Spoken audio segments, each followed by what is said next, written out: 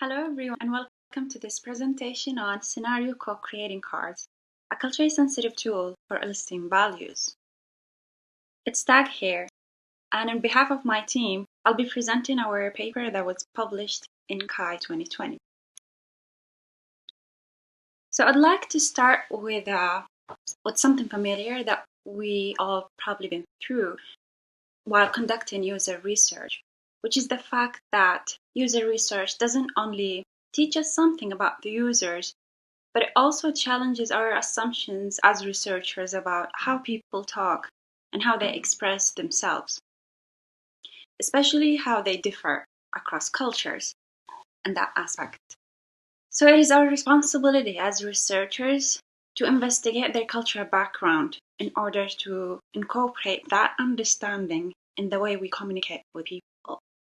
So our team developed a culturally sensitive tool that's main aim is to help participants express their values while taking in consideration their cultural background.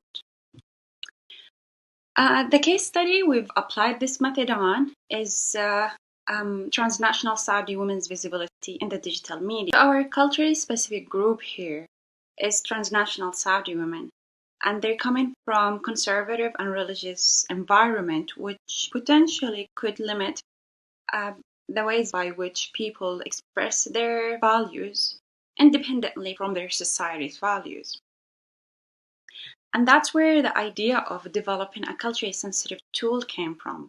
We wanted to base it on their cultural background, but also we considered two other factors. So aside from the cultural context, we considered literature on values and value expression. So literature that teaches us about how people express their values and how we could detect that in the way they talk. Also, we based the development of the method, of course, on other existing research methods. We review all these three factors in our paper. We specifically focused our review on methods that are in value-sensitive design.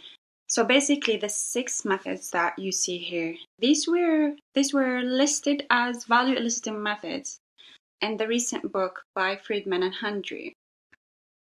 And our general conclusion from these methods are that there were 2 limitations that made it difficult for us to directly use them in our case study. The first is that these methods are universal, so they're not considering specific cultural background, or they don't consider how we could adapt these across culture, so you can use them basically in any context. The other things within VSD literature is that we couldn't find any clear criteria or reflection on what makes for a value eliciting method, how we can classify a method as such. To answer these 2 questions, we provide, so for this aspect, we provide a list of criteria, principle basically. We took them from literature on values and value expression, and we hope that would help researchers to consider when they develop value eliciting methods. For culturally specific method, we provide an exposition of how we developed scenario co-creating cards as an example of developing a culturally sensitive tool. So for scenario co-creating cards, there are 3 main aspects you would need to consider. So we have the conceptual design, which is the content that you would put in these cards. Then we have the physical design, how they would look like and how we would make them. And also the practical design, which is how you would use them with user. They're more like a game, so it's about how you would play that game with your participants. So for an example here, how to develop the content here. From our research question, which is the first step you would need to go through, you develop the content. So it's important at this stage that you have a very clear research question, because you would break it down into its key concepts. These concepts will make a pile of your deck. So the deck of the cards in our case had 3 piles, but if you have a different research question, you might have different piles. Depends on the different aspects in your research question. So as an example here, from this research question, we had the user, so Saudi women. So the user, we had the red pile here. And with that, you would have to come up with different roles that the user would assume. The other key aspect was the technology. So here was the digital media. It was the blue pile, and we had different media for the concept we're investigating, self-disclosure. And finally, we had the cultural values. It's an abstract concept. So we presented this concept in people, basically the audience in this case. So we have the user, the media, and the audience. You might wonder why self-disclosure wasn't presented here. We call this the phenomena under investigation. So the phenomena is not the key, one of the key aspects. It's the thing that you would talk about with your user. So you don't represent that, you talk about it. So you talk about the users assuming different roles while engaging in this phenomena in a specific media and being watched while engaging in this phenomena by specific audience, if that makes sense. Okay, so then once you have the pile, you decided on what each pile would be, you move to the physical design. So how you would create the images and the colors. We prefer to color code the piles because they're face down, and that's something we describe in the mechanism of the cards, why they're face down. So each pile has a different color to distinguish from the other piles. And in terms of the image, the images here are a combination of both creative work. We had to brainstorm what possible roles or media or things we need to investigate. And it was also based on the cultural background we did in the literature about this specific group. So this would be a combination of the two processes. Then once you have the physical aspect, you will have to consider how these work. So you start with your participant while the cards are face down. Since they're face down, you can still distinguish which is which through the color. So you would tell the users or the participants that the red, for example, here was the role, the blue is the media, the green is the audience, and they would need to draw a card of each pile to have a set of a scenario. So a scenario is consisting of 3 cards. These are relatively open to interpretation, so there's no story, there are only 3 elements. And we need the participant to tell us a story about themselves being in that specific scenario. And that's where the data come from. It's basically themselves projected in that scenario, and they would describe how they would act or whether they've ever engaged in such a scenario. And once you feel you got enough of data about certain scenario, you can ask the participant to change one card if you want to investigate something more specifically, like the role or the media. Also, you can change 2 or even the 3 cards and start over a new scenario. And then for analyzing the study, just wanted to point out that this paper is specifically about the methodological aspect here, because we had 2 different analyses. One was looking at how the method worked and how participants interacted with it and how it helped us arrive at certain values or how we found certain data sets.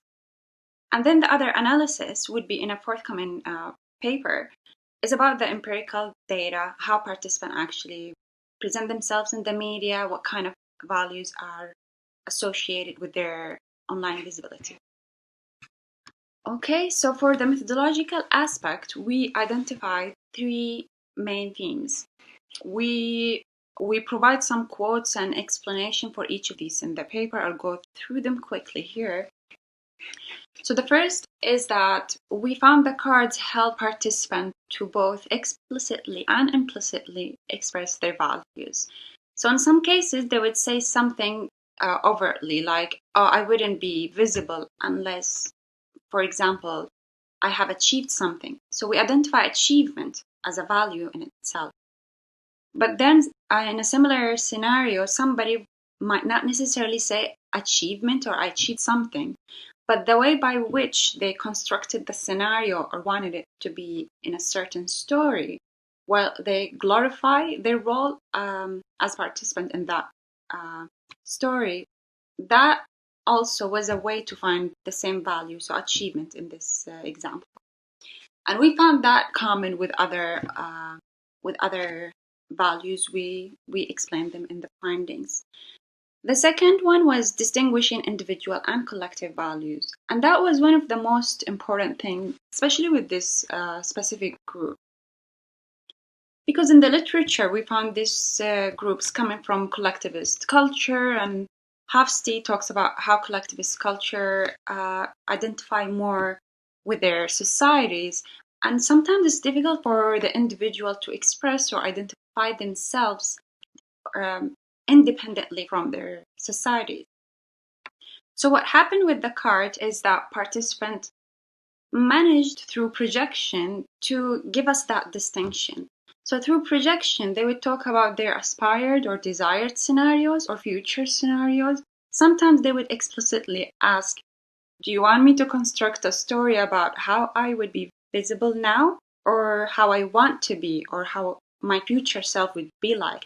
And that gave us clear distinction of their current situation, which is constrained by cultural values, and then what they want or what they aspire to be. And that was also represented in the way they constructed scenarios around their children, especially daughters.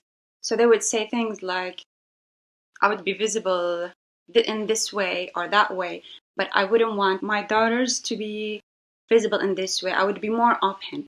That was the most common theme among participants, that they would be more open with their daughters being more visible in other aspects than the ones they identified for themselves.